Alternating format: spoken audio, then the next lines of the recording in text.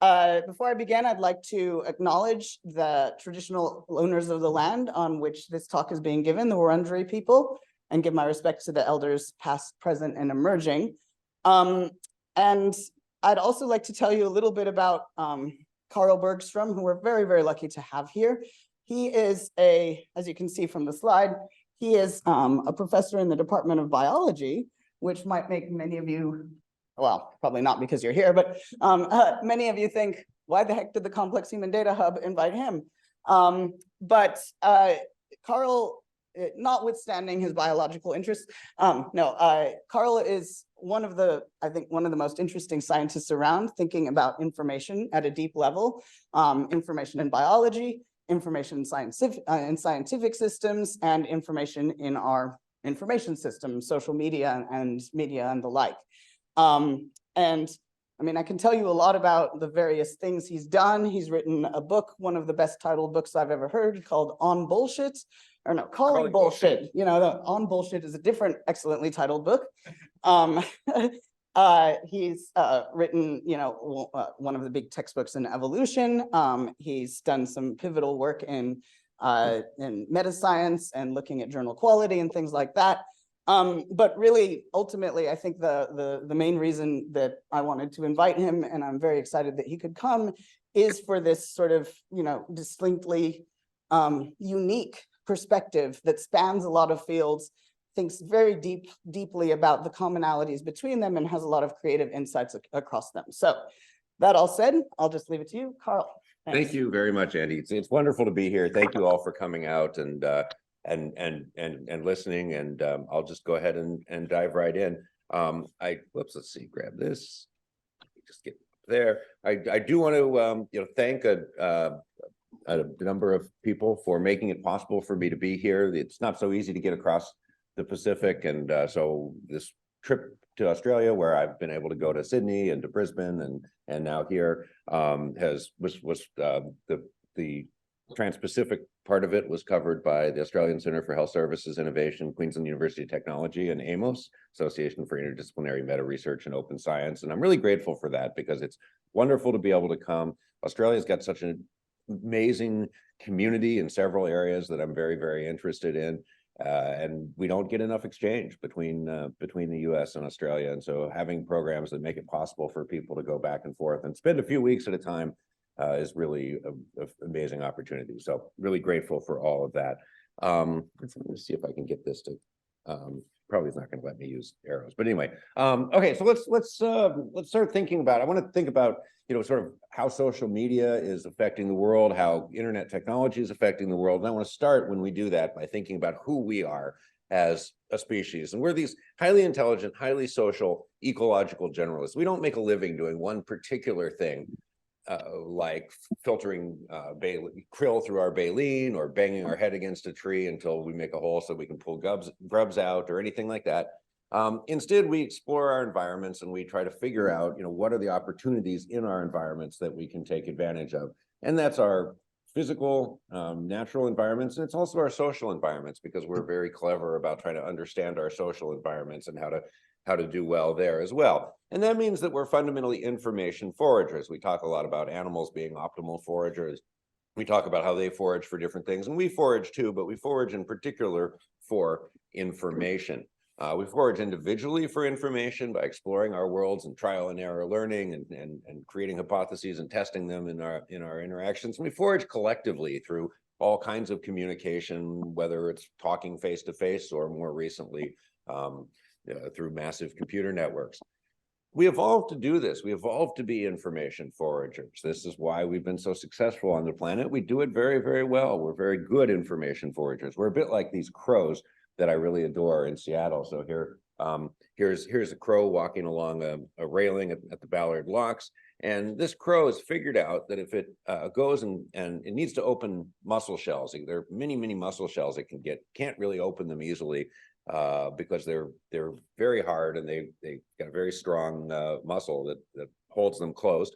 And it's figured out that if it places them in the gap in this L bracket here, which we call a vice anvil as a kind of tool, It can peck away at them, break them open. They don't skitter away. And unlike dropping them from a height, nobody else can steal the good stuff inside. So this is a bird that has been very successful in urban environments, this species, because it's also an information forager. It's also an ecological generalist, and it's learning about its environment. And in this case, it's learned about how there's a tool that's about 400 meters away from the source of the mussels.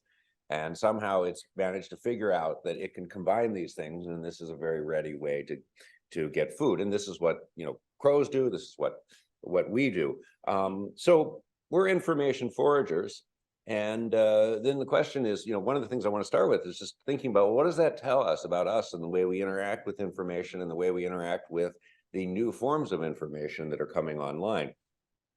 And one of the first things it tells us is that we shouldn't be surprised that we crave information. How does natural selection get us to do the things that increase our reproductive success, whether it's finding shelter or sex or food? It makes them feel good. And so if we're information foragers, we expect it to feel good to actually get information. And in fact, we've got reward systems, dopamine systems, and so forth that make it pleasurable to learn new things, to be mildly surprised, to figure things out about the world that we're in.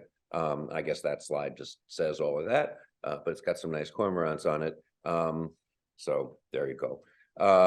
And so indeed, right now we're swimming in this sea of information, right? So information feels good. Now we're swimming in the sea of information. We've got these devices on our desktops, in our pockets, that'll broadcast streams of sort of infinite amounts of information at us any time of day and night.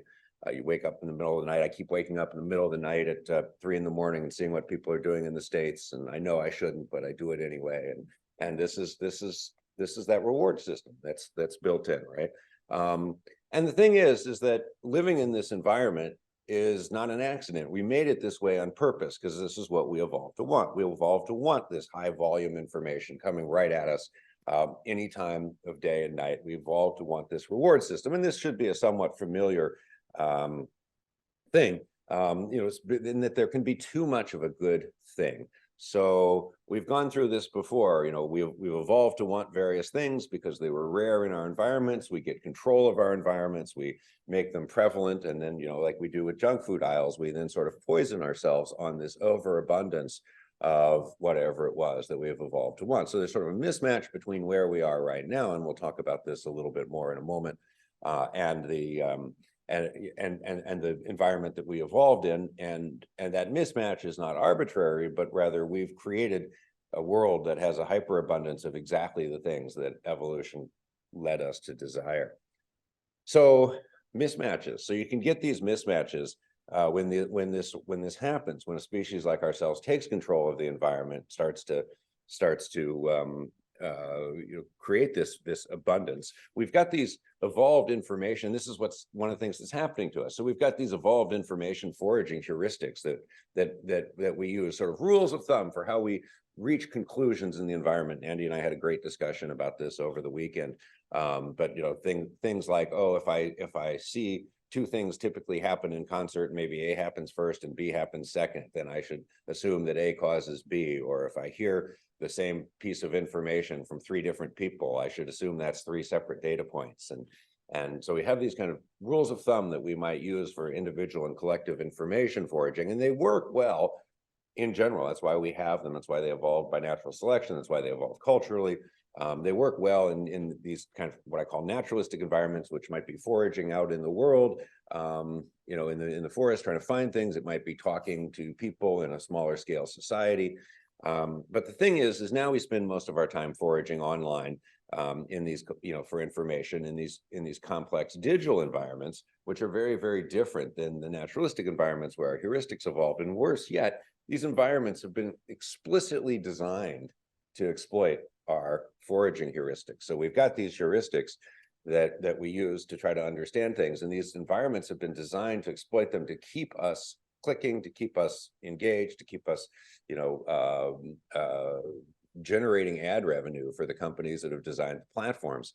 And they've got, of course, enormous amounts of data based on the enormous amounts of user behavior. And so, Google's constant, Facebook and everybody else is constantly running hundreds of A/B tests on, what color should I make the menu bar? Should I make this bigger? What kind of content are people likely to click on if they like that kind of content? And so there's enormously rich data around psychology that these companies have access to and are using to precisely to exploit the heuristics that we evolved to forage in naturalistic environments. And so that leaves us in something of a bind.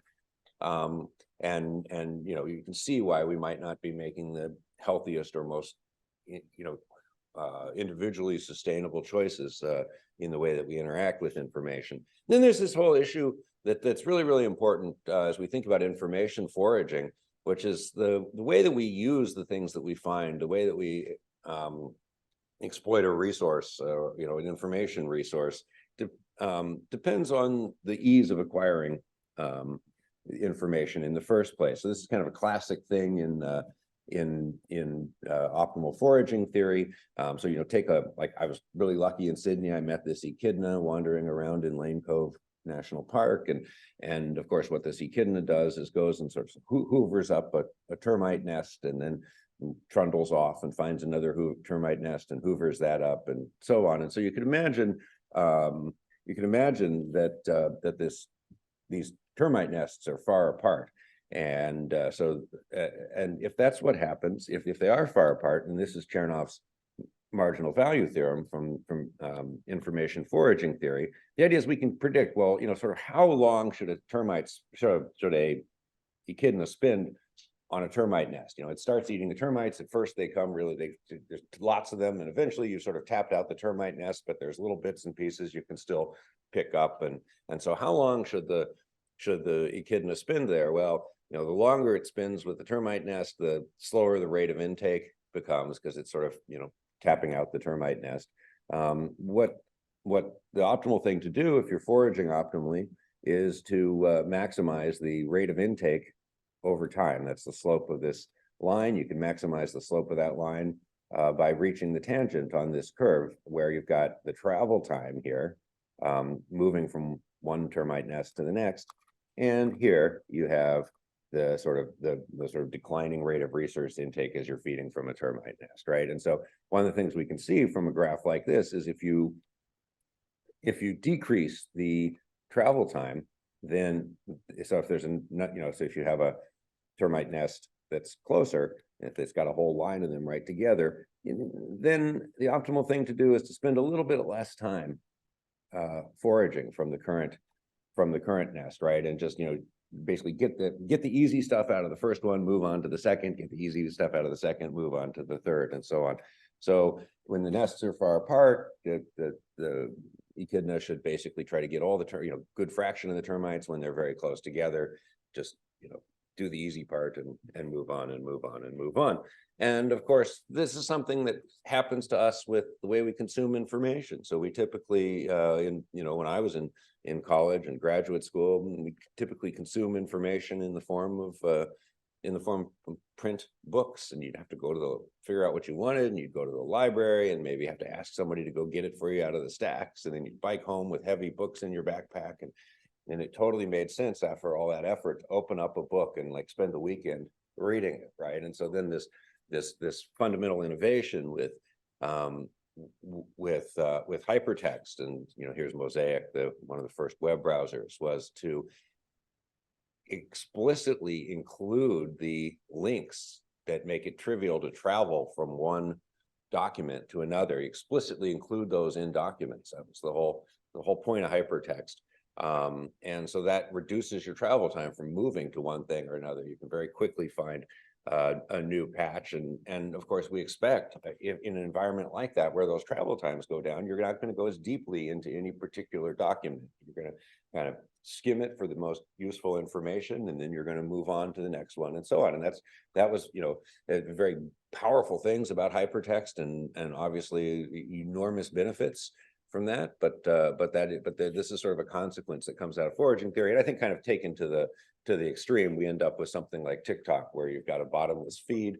The average user spends about 3 seconds watching a video, and if it hasn't caught their attention by then, they scroll to the next and scroll to the next and scroll to the next. And this is explicitly by design, right? It's responding to the fact that information can be made available without constraint, and then trying to trying to keep people engaged in that. And so the way that we actually engage with information has really changed as well. There's sort of the balance of detecting something worth finding out versus attention versus the sort of the time we spend paying attention, the balance of searching for something versus sorting among things to look at. This also depends on the frequencies of opportunities in the world. And so if we live in our online lives these days, as we all know, are sort of characterized by, you've got, multitasking, you've got, we're constantly getting interrupted. You're trying to work on one thing and the email is binging and there's, somebody is sending you a message on Slack and then, you're also thinking, hey, I could go and I could check my social media feed and we're kind of constantly processing these different distractions. And so this is really changing the way also that we think and the way we engage with information. I really enjoyed reading on the airplane over here, Nicholas Carr's book that he wrote in 2010, but is becoming increasingly prophetic, I think, about the world that we live in, which just wanted to put the recommendation there.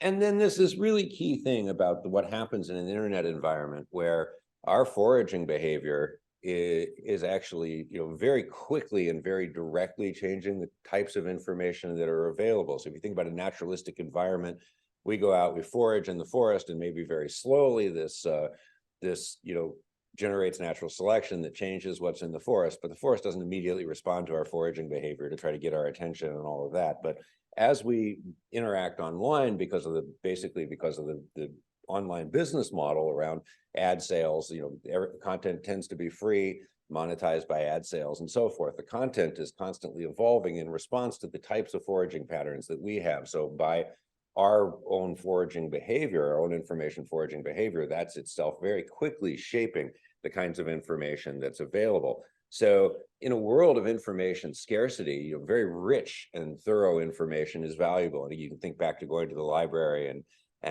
what do you want? You want a deep book that really delves far into something. But if you instead think of living in a world where we've got this massive abundance of information, a hyper abundance of information, where we're constantly, rather than trying to dig deep into things, we're basically trying to filter and figure out which pieces of information coming at us are even worth paying attention to.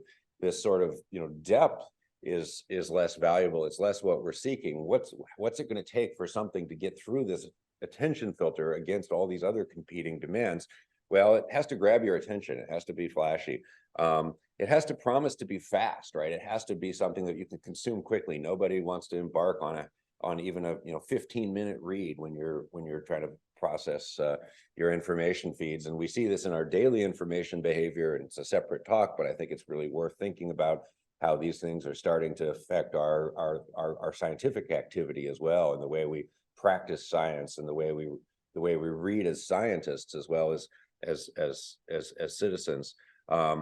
And information has to be seemingly urgent, right? So I mean, this is here we have Fox News telling us, Fox News alert, breaking news, the grand jury is going to meet again today. It's like, well, you knew that yesterday. It's not breaking news. It's not urgent. They were going to meet again today, yesterday, when they finished. And in fact, when they scheduled this 3 months ago, they knew they were going to meet for several days. And there's nothing new or urgent about this at all. But the thing is, it's not going to get your attention without this. And so, it's really different way of packaging information, and not just packaging it, but what's actually even provided. And that's being driven, again, by the interactions between the evolved information foraging rules that we have and behavior that we have, and the affordances of these technological platforms. And then finally, information foraging behavior is going to be situation dependent or schema dependent. So animals forage very differently depending on their physical condition, depending on their needs, depending on the time of year, depending on the reproductive opportunities that are available to them, and all of that. And we're also going to make very different foraging decisions depending on the circumstances we're in. And I'm going to come back to this momentarily. Okay, so deep breath. So hard to take a minute when you're giving a lecture. It's like a minute takes, 10 seconds seems to take an hour, but it's good to pause. So now I want to pivot a little bit, and these will come together, but I want to think about the pandemic. And I'm trained as a infectious disease epidemiologist specializing in emerging respiratory viruses. So I was very much, working in the domain that I had been trained to think about when the pandemic came, and spent a tremendous amount of time doing the sort of relatively tedious operations research kind of things that we need thousands of people doing during a pandemic in order to coordinate a massive response. Also spent a lot of time thinking about public communication and doing public communication and all of that. But the point here is that this wasn't a surprise to anyone, with a background in infectious disease epidemiology. We knew sooner or later something like this was going to happen. We didn't know it was going to be 2020. We didn't know it was going to be a coronavirus, but we knew that a pandemic like this was more or less inevitable. 2020, our luck ran out. We got hit with the pandemic, and it upended everybody's lives. It completely transformed everybody's lives to a degree we almost didn't imagine possible prior to it hitting us. And critically, everybody had to become an epidemiologist. And you'd walk through the grocery store and people would be talking about R0 and about infection fatality rates. And I'd turn around thinking it was one of my colleagues, and it was just random people in the grocery store, because we all had to learn epidemiology because it was so critical to our lives and our understanding of the world we lived in and being able to make good decisions. And in order to do that, people relied on social media and on traditional media to try to figure out what was happening. And somehow, through that entire process, a large fraction of people in the US and here to a lesser degree, but even here, ended up not trusting science. And this really should have been science's moment in the sun, because it was a chance that, we had this immediate global catastrophe that needed a scientific response. In some ways, we did extremely well in terms of things like developing a remarkably effective vaccine in absolutely unprecedented amount of time. But people didn't trust science, and scientists came under attack in the US to some degree here. People were attacking, doctors, nurses, public health experts, researchers. All of us working on this, we're getting continuous streams of death threats and all of this kind of nonsense.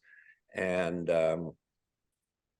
so, and in the United States, we couldn't even get people to take this vaccine that we had produced that was so effective at preventing, especially at preventing severe disease. So we only get two-thirds of the country vaccinated, which is sort of profound lack of trust in science. And so a really important question is, like, what happened? How did this come to be? Why did everything go so badly wrong there?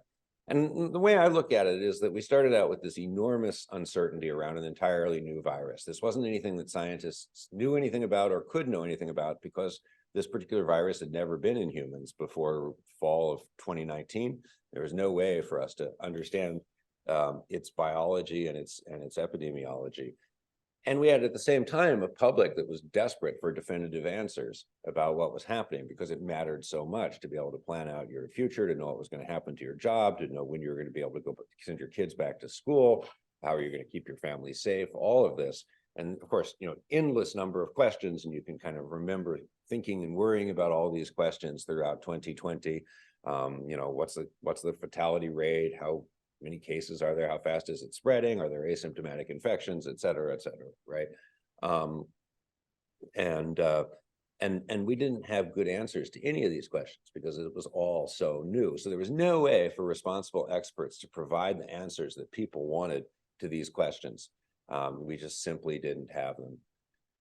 Yet we have created, and this is coming back, we've created these information machines and an entire information ecosystem that's designed to meet information demand, whether the information that comes through it is accurate or not. And so this created what I call an uncertainty vacuum, and a massive uncertainty vacuum where there was tremendous demand, there was this tremendous, draw for information.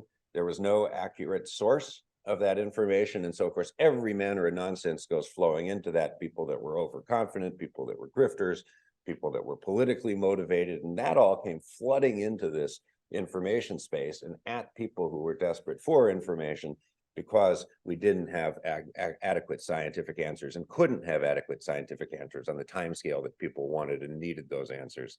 people turned to this information fire hose. And there was this tremendous problem then about who to trust. And in fact, most of the people that were providing a lot of, seemingly definitive information weren't trustworthy, because there really wasn't a good way to have definitive information. The trustworthy sources were saying, well, we don't really know. Maybe the infection fatality rate's 0.5%, maybe it's 3%. We don't know yet. We're going to have to keep, and that wasn't very satisfactory. So people are trying to find people that are sources that are giving them more satisfactory information. Then the entire aspect of science in the making was tremendously confusing to people. So when we teach science in the classroom, we teach about settled science. The textbooks are full of settled science and models where we understand things, and these are the facts, and scientists agree, and et cetera, et cetera, et cetera.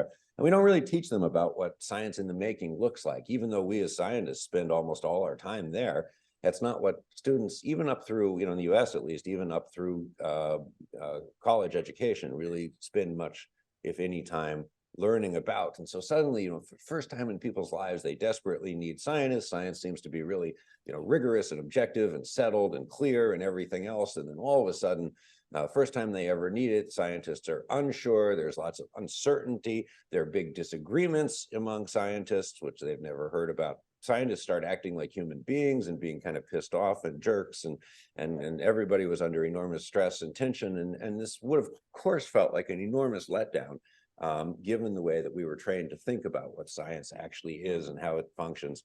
Whereas it, of course, was science functioning as usual in appropriate ways. And at the same time as it being enormously confusing, it was also exposed like it never had been before, because we had to find ways to work really, really quickly. During the pandemic, by some estimates, a third of the scientists in the US and Europe, for example, found in all areas of sciences, found some way to contribute to the pandemic effort. So we had this, the most massive mobilization of scientific effort in human history that happened very, very quickly in self-organized fashion. There was no one saying, you do this, you do that. It was just a matter of people finding things that they could do and trying to self-organize and finding the collaborations that they needed, because a lot of this required, massive cross-disciplinary collaborations. And I spent a lot of time early on collaborating very fruitfully with sports analysts who had fantastic quantitative skills, but didn't know anything about epidemiology. And so like, how did you find those people? Well, you found them on social media platforms like Twitter. How did you share information? The medical community almost overnight adopted preprint culture that they had rigorously avoided assiduously avoided for a set of pretty good reasons prior to that. And so all the conversations that would have been held at conferences or in departmental hallways were suddenly public. All of the papers that would have been out for peer review and going through repeated drafts, and many of which would have been rejected for fundamental flaws, were now being put out as things that looked like finished papers. And this was, not only very, very confusing, but it was also easy to manipulate for political gain. You could say, hey, look, whatever your viewpoint is, you could grab a paper and you could find a set of experts that thought that, because of course there's a diversity of opinions, as there should be in an unsettled scientific field. If you wanted to say that scientists were idiots and not coordinated, you could point to any of the fights that were going on. And people don't realize, don't realize that there's always fights going on. And so this was manipulated endlessly in the US for political gain.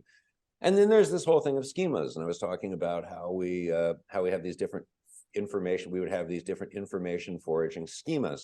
And I think one of the things that happened is people applied what I call a crisis schema, which is sometimes there are events that happen in the world, a natural disaster, the outbreak of a war, a terrorist attack, something like this, where the world changes suddenly and abruptly underneath us, and we don't know quite what to believe, and we don't know quite where we stand. And one of the most important things that we could possibly do at that point is rapidly collect a lot of information about what's happening.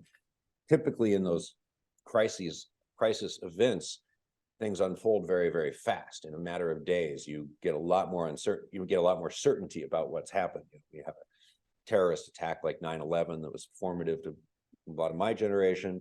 For a few days we didn't know who did it, but then within a few days we knew who did it. We knew, we knew how the governments were responding. We had a better sense of what the risks of future attacks were, et cetera, right? And so how people respond to these crisis events where the world gets upended is that they turn off a lot of other kinds of activity and focus on trying to gather information, which is a very sensible thing to do in most crises.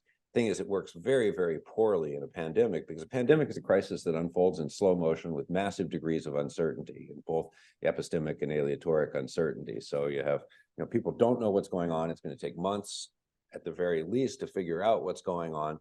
In fact, what's happening isn't even particularly, in some of these cases, it's like, having watched the near emergence of other pandemics, the original SARS, for example, that one could have gone either way, right? It was good fortune that we managed to control that one. And so,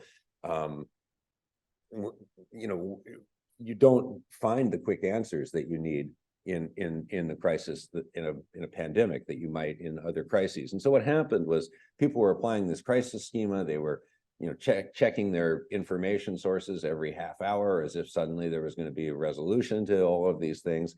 And what that did was it filtered for more recent, more flashy information, and filtered against the most reliable information that was coming maybe once a day from professional health reporters in trusted news sources. And people were exposed to these massive quantities of misinformation, which they quite rightly realized weren't trustworthy. So people end up following poor sources. Some people give up on trying to find accurate information whatsoever, and that's devastating to a society. This is the sort of the direction of modern propaganda, the so-called falsehood fire hose approach to propaganda. Here's Gary Kasparov, the chess grandmaster, explaining this. And the point of this is not just to get you to believe a particular wrong thing, but it's to flood your information streams with so much mutually contradictory information that you give up on any hope of getting to the truth at all. And that undercuts the epistemic foundation of society in really dangerous ways. We accidentally did this largely to ourselves during the pandemic through these information technologies that we created in this uncertainty vacuum that bubbled up and all of that. And so fundamentally, we're dealing with situation where, because of information technologies, social media, but also new models of communication in general, information tech, traditional media, new business models, all of that, we've had these drastic, opaque, massive, and effectively, in the US at least, unregulated changes to our social systems that have been brought about not because anybody is trying to create a more sustainable, just, equitable society in which people can flourish, but rather by engineering decisions often made by ML algorithms that are trying to maximize corporate profits by keeping us clicking on web pages that have ads. And so you might think, if you were extraordinarily optimistic, that there'd be some kind of invisible hand that would say, well, that'll coincide with providing good information. But there's no theory behind it, and all the empirical evidence points in the opposite direction. So I tend to be pretty skeptical about that. So many things have changed, right? So the scale and structure of our social networks have changed enormously as you go from, you get sort of the agricultural revolution allows urbanization. You go from maybe interacting with 100 people to interacting with 1,000 people. And we kind of stay in, communities of about that size for hundreds of years till you undergo the digital revolution. You link all the computers in the world together, and all of a sudden now you can simply post some random thought at night before you go to bed, wake up in the morning, and 1 million people will have read it. And if it took off on social media. And there's never been a time in history like that, but now this happens over and over and over again. And that's really, really different. And it's really concerning for a whole lot of reasons. Andy and I were talking about how some of the heuristics that we use for collectively information foraging are based on sort of assumptions about the scale of the systems we're in. And so if we know 100 people and they keep repeatedly telling us about some kind of a threat, then we think, wow, that threat must be really concerning because I only know 100 people and they keep talking about this. That doesn't necessarily scale up to if you're interacting with 1 million people, where people don't know that threat firsthand, but one person experiences, it's interesting because it's novel, other people amplify it, and you end up thinking, well, I keep hearing about this threat, it must be really common, and you sort of have a wrong perception of that, and so our heuristics can go off. And this is something we know really, really well from studies of collective decision making in animals, that they're often, collective decision making processes are often extremely sensitive to scale. So you double or half the size of a fish school or an experimental study of humans or whatever, and people's abilities to make good decisions, or fish's abilities or bees' abilities to make good decisions, can really tank with relatively minor changes in scale. And here we're looking at many orders of magnitude shifting in a matter of years in our social network scale. The structure is completely different as well, right? You've got this very strong interconnectedness now. You have this small world structure where you have 6 degrees of Kevin Bacon kind of stuff, where you can get a message to anyone in the world by 4 or 5, maybe at most 6 reshares on social media. Massive inequality of influence, where there are a few people with enormous numbers of followers. And there are good things about this, right? It's not all bad. We can share information very rapidly. We can collaborate, we can coordinate, we can do what we did during COVID and self-organize and work together. You can capture what I call the long tail of human interests, where people have a very niche interest that would never, become mainstream enough to have books or TV shows or anything about it, but they can find each other and they can pursue that interest, and that's all very, very good. But then there are all these associated risks of creating echo chambers, of sort of rich get richer dynamics online, of the more or less unknown set of strategic vulnerabilities that arise from having a populace that is networked in this way. We really don't have a whole lot of theory about how that leaves people vulnerable to propaganda. And I think this is something that's obviously playing out on a big scale as various national powers are experimenting with opinion manipulation in other countries. You can get sort of these blow-ups of information. This is work that we've done at the Center for an Informed Public, which we founded at the University of Washington, that works on sort of threats to democracy from digital information systems. I guess I won't go into that in a lot of detail, but basically just kind of tracking the way that a piece of bad, sort of a bad article making politically motivated claims about COVID not being a big deal suddenly hits the influencer network and explodes on Twitter overnight before being yanked by the platform. Of course, I again don't want to say that this is all bad. I've written about how we were able to do some really, really powerful things on old Twitter in terms of collective organization and coordination of human cognitive effort. But we have to be thinking about all the threats there.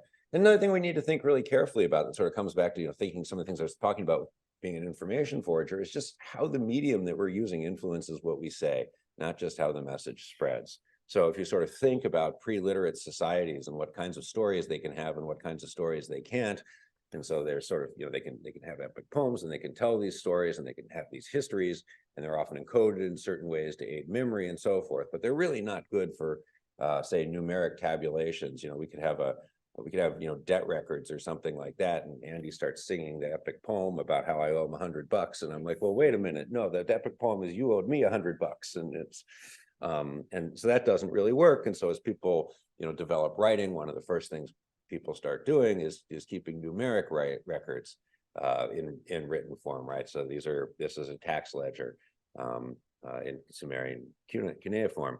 Of course, there's only so much room in anyone's building for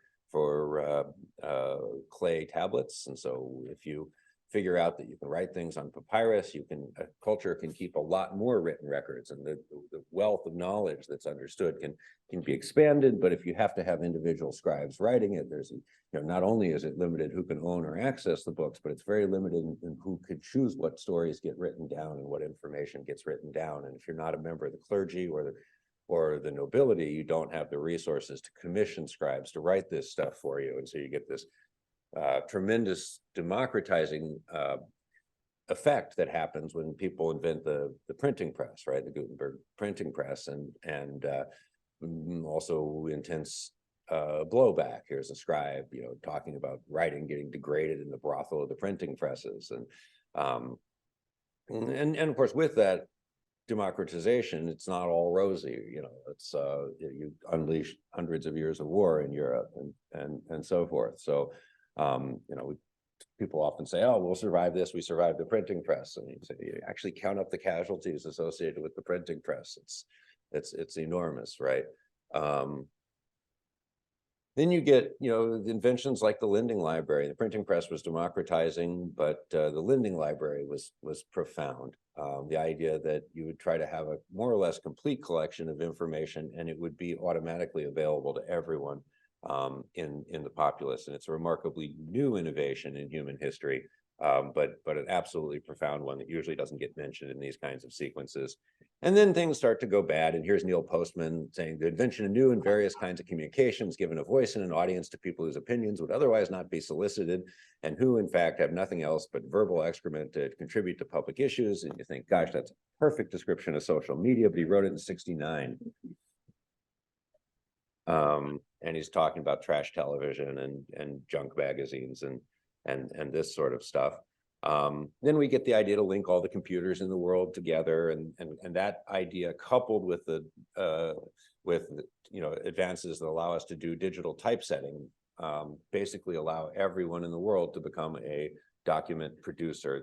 I cannot begin to capture today the enormous optimism that we had 30 years ago about what this was going to do and how democratizing this was going to be, and how it was going to take all of these groups that didn't believe, previously have the political and social and economic capital to have their stories heard and make these stories available. And it did do some of that, but then it did all these other things that we didn't think about as well. And one of the things it did was created this massive overflow of information. And what do you do with all of that information? Well, one idea was that we could all, collectively sort it for one another. And this is the idea of social media. And then we become each other's editors and sort through all of that. And so nowadays, of course, so many people get their news and information from social media. And this is a big problem, because while newspaper editors may pander in this sort of, Chomskyan manufacturing consent sort of way, social media users are largely signaling. When I post something to social media, I'm not necessarily concerned that you know it. I'm mostly talking about myself and saying, hey, I'm the kind of person that believes this or wants to share it or wants to promote it, right? I'm basically talking about I post some bad news about how Trump's a bad person or something like this. And I'm not so much wanting you to know that, because you already know it, but I want you to know that I'm a person who is in your team and doesn't like Trump and so on. And so one of the problems with that, of course, is while I could post true things about Trump, if I post false ones, that can be an even more compelling signal. The less plausible they are, the more compelling a signal it is of my tribal identity, if you will. And so we behave very, very different than editors, and that really biases the kinds of informations that spread. And then there's the whole issue of algorithmic feedback and the way that algorithms play into our whole world. And so we've offloaded our information foraging, all of these evolved, processes and circuits and activities largely onto algorithms these days. And we let the algorithms do the foraging for us. And the thing is that while our evolved processes did evolve to maximize our reproductive success, at least, if not our well-being, these algorithms aren't designed to do that at all. They're designed to maximize corporate profits. And so we get things like the radicalizing effects of YouTube, where it'll push you to more and more radical content until they kicked them off the platform. We used to, in our class, play a game called 6 Degrees of Alex Jones. And the idea is you start from a random video, and then you have to follow one of the suggestions in the sidebar, and you have to reach an Alex Jones video within 6 clicks. And if you know what you're doing, you can quite consistently manage to do that. We entrust our social networks to algorithms as well. And so our social connections in the world are actually decisions of algorithms. And if you think about it, so many of the people that you know And so many of the people that are so important to me, people that I love, people that I've collaborated with, people that have changed the way I think about the world, I only know them because some algorithm trained on petabytes of data and optimized to keep me clicking wanted me to know them and introduced us in the first place. And that's a strange and scary thought, and makes us wonder about what this is doing to our society. And then there's this whole issue of social media as an outrage engine. How do you keep people clicking, right?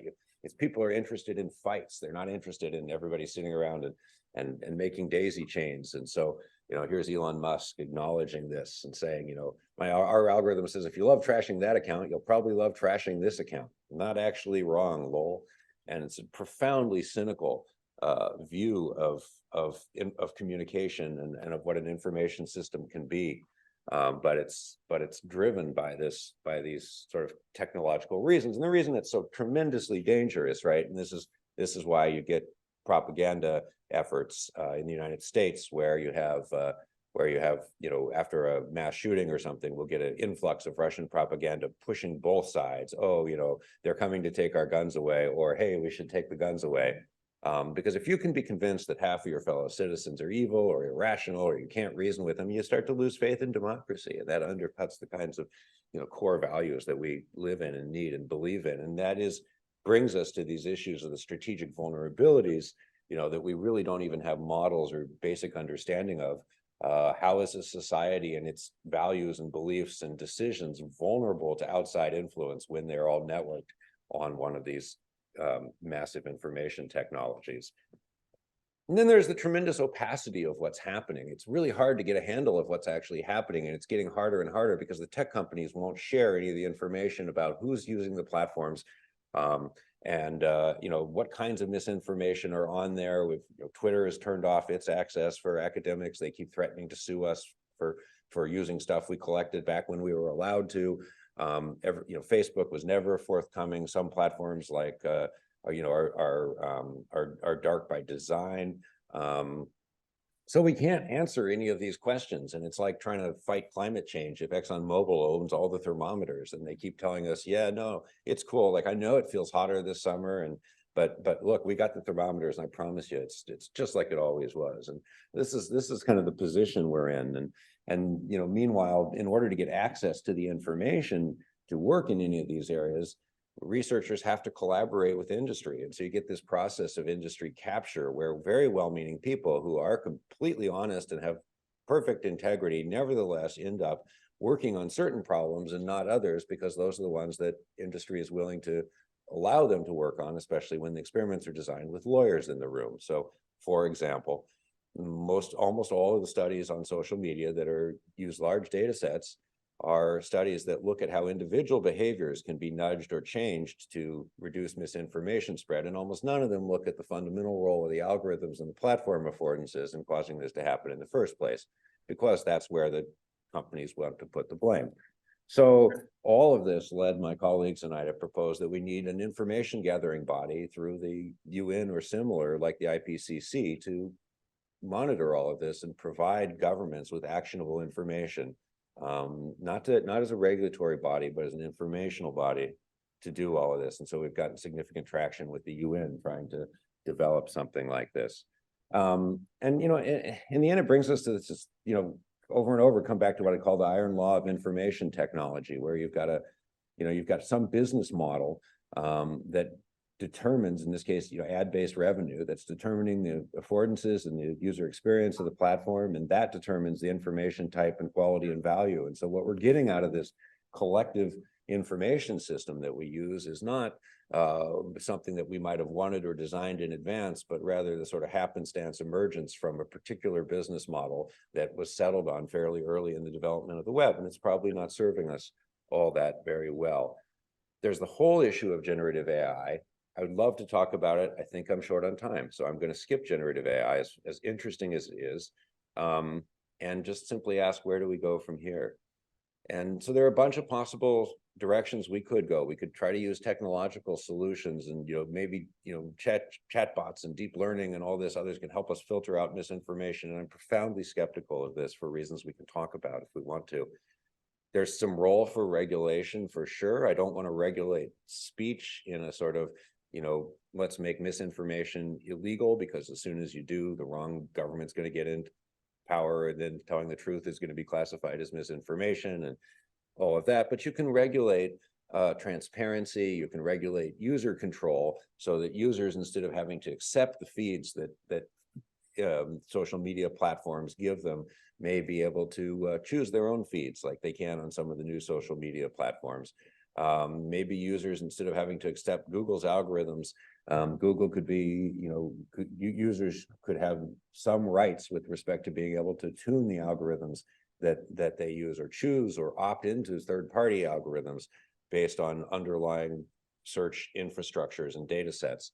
So returning control to users could be really powerful. We're seeing some movement toward that, and I'm hoping that, in 15 years or 20 years, people will say, God, man, remember in the 2020s when people like just read whatever the social media companies gave them? Like, why did they do that? And maybe we'll get there.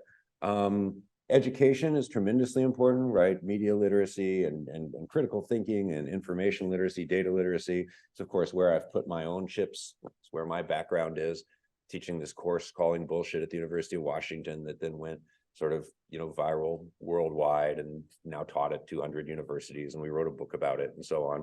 And then finally, there's this notion of stewardship, which is not particularly well defined, but can we steward our information environments in productive ways? And we wrote a paper about this a couple of years ago that sort of lays out this big picture and talks about what can we possibly do.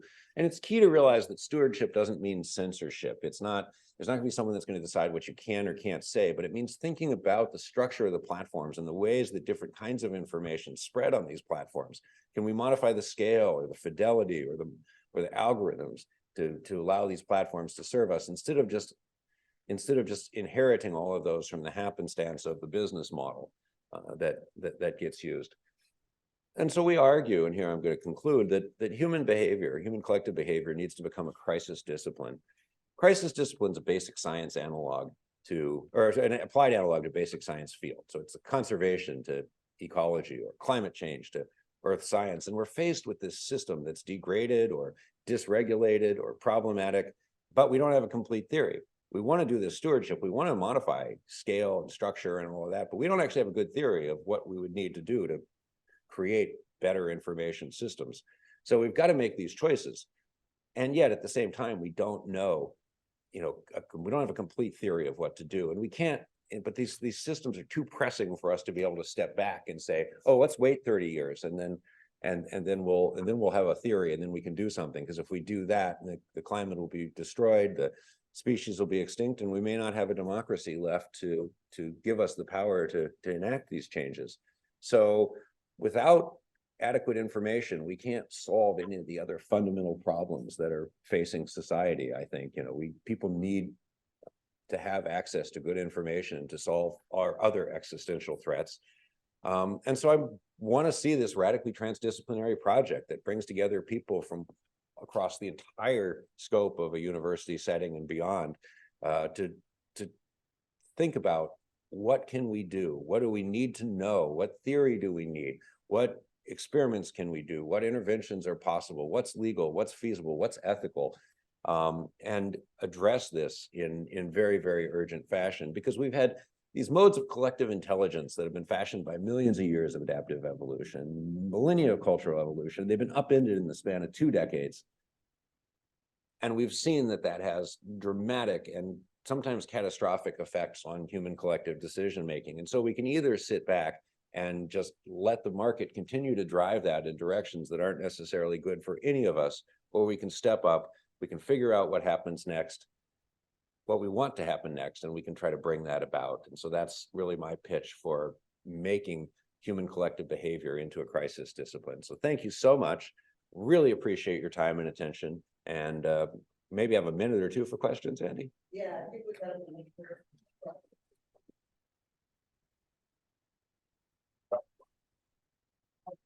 On chat, and then maybe we'll go to one question here, and then sounds great. Here, I don't know if we can get chased out of this room. Yeah, of course. I'm sorry for running a little long there. Oh, it was very interesting. So, oh, we do? Okay, so we can go a little longer. If you have to leave, obviously, just leave.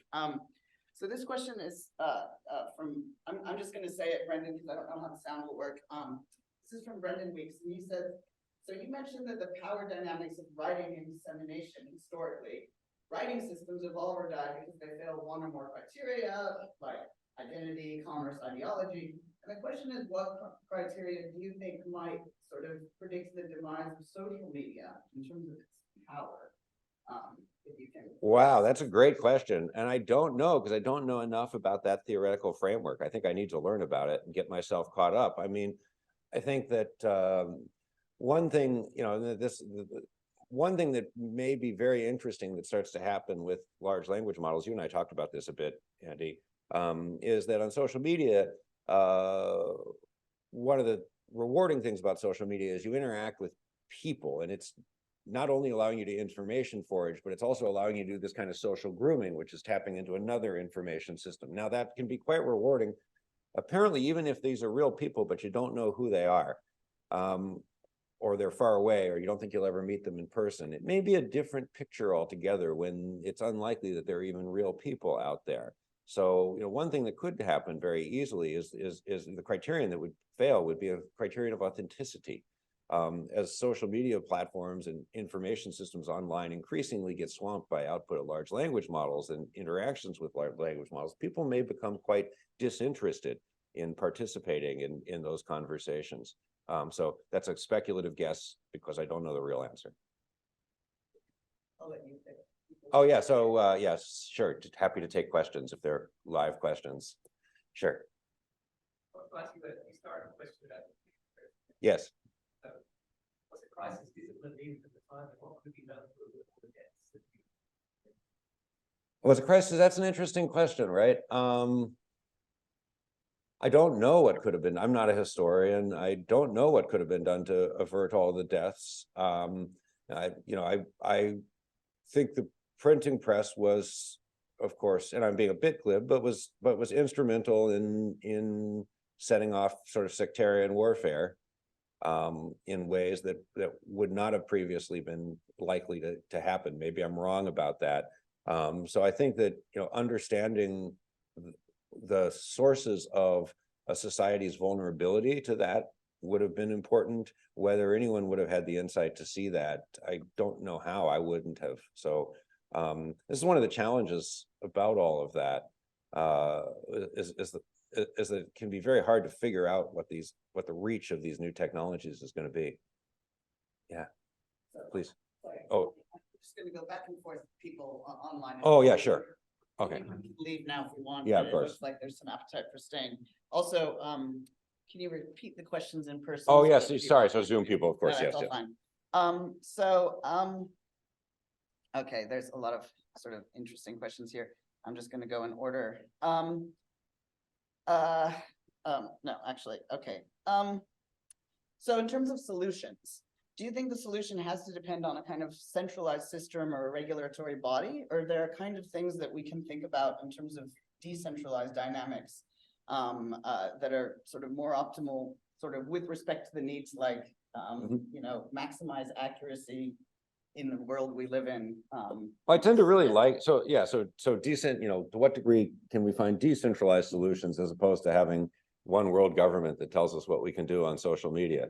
I'm not a big fan of centralized solutions. I think that they, not only can be ineffective and inefficient, but they risk capture.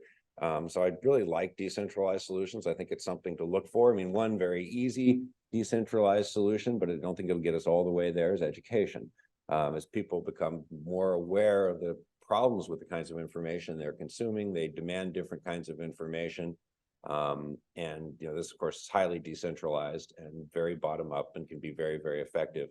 I think that if you can, another form of promoting decentralized solutions is kind of a combination of top down and bottom up. So you can use top down regulation to avoid creation of unfair competitive advantages, either between companies or unfair information advantages that companies have over individual users and consumers.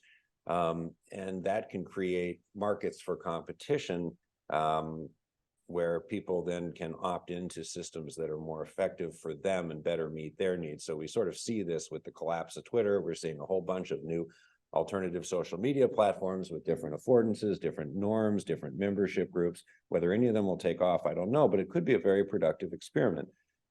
So we could definitely think about, things like this. Google has a almost uncatchable competitive advantage over collaborators and a profound information asymmetry against consumers because of the fact that it receives almost all of the user data and can use that to train new and better algorithms, and it makes it incredibly hard to catch. And this is a profoundly anti-competitive thing, even without any kind of classical anti-competitive behavior on Google's part.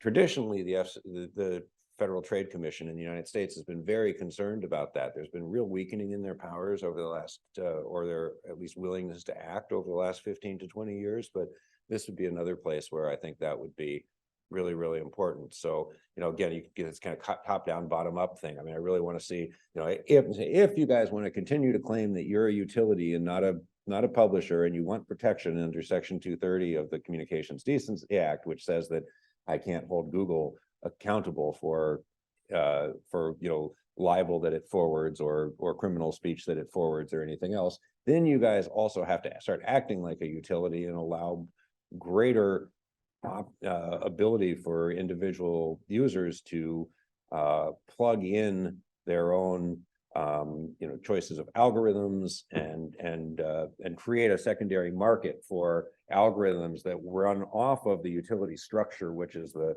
data infrastructure and computation infrastructure that Google has. So I think these kinds of things could be really powerful, but you need a little bit of political will for that.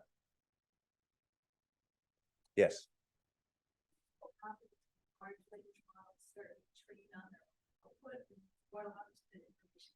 Yeah, what happens when large language models start being trained on their own output?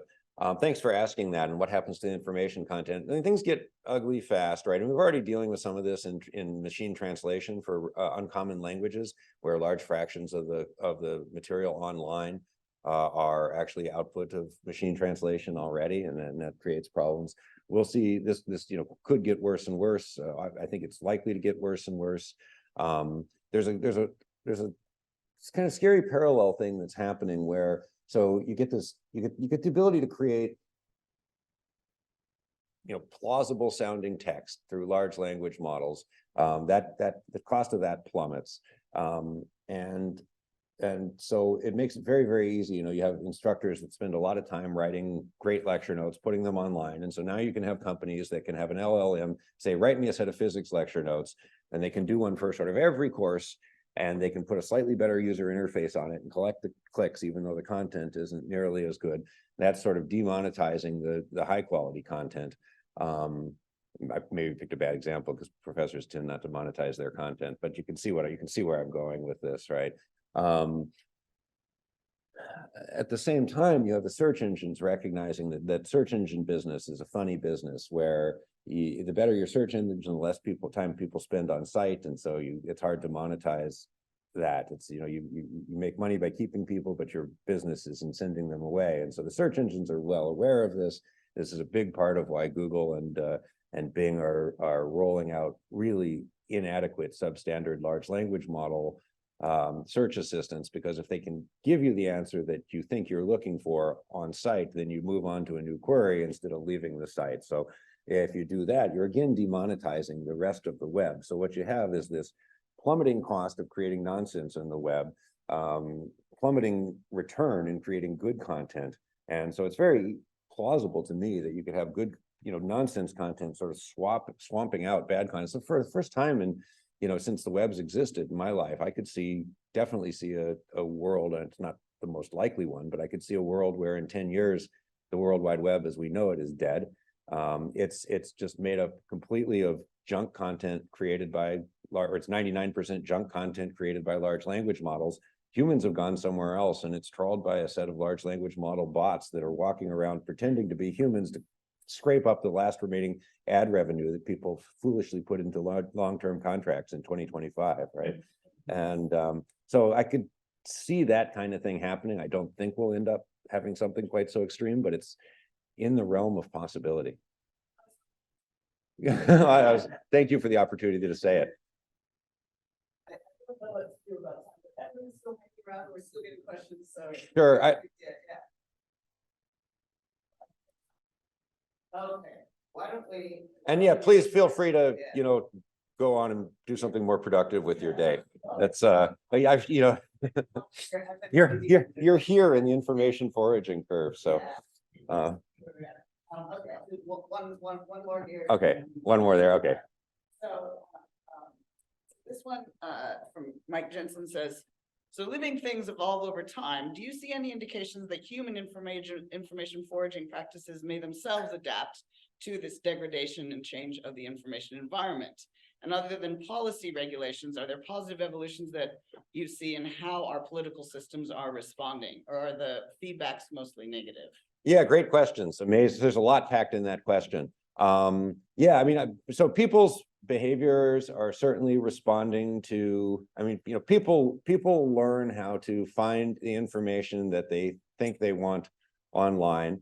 I think right now and people will get better at it and so forth. Right now, I think the balance of the race is very much in platforms and information providers figuring out how to tap into our evolved desire for sweets and salts and fats, as opposed to us figuring out, gosh, I really should be eating carrots and protein. But I think, people will start to get there.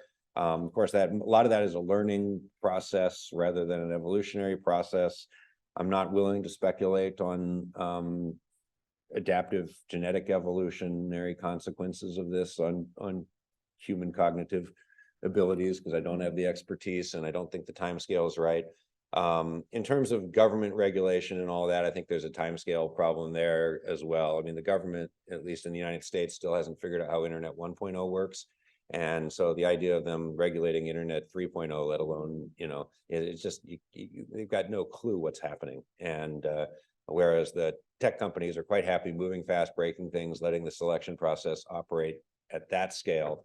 So I don't see governments catching up anytime in the near future. I think that it doesn't mean you shouldn't try to do some things, but I want to see efforts toward transparency and control to users, because I think those are a lot less hard to screw up than, not to screw up than if you have a government that doesn't understand how the internet works, and then they, every piece of legislation that they put out there really just reveals this profound lack of understanding of what's happening. It's kind of pessimistic, but yeah, maybe one more in person. Yeah, you had your hand up there. At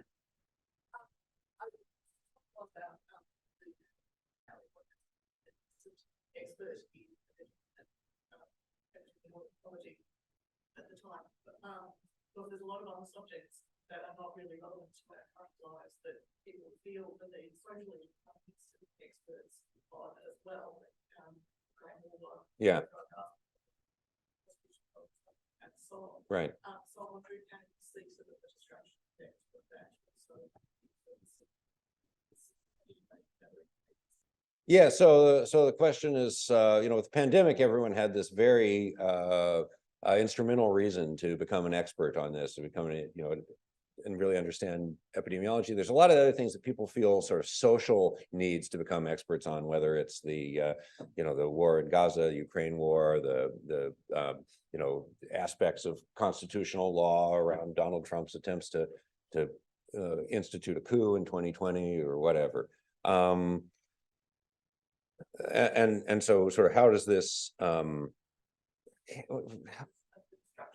yeah, so what's the distraction effect of all of this?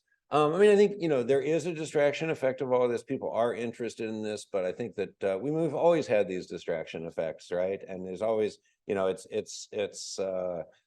think, people also feel a need to become experts and in the prospects of their favorite sporting teams and what trades they should make or shouldn't make, and why the manager is really making terrible decisions, and and all of this. And so I think we're doing this thing we do in these social environments, right? And so I'm not sure that this is profoundly different than the way we used to sit around and talk about why the Detroit Tigers really needed to trade their reliever.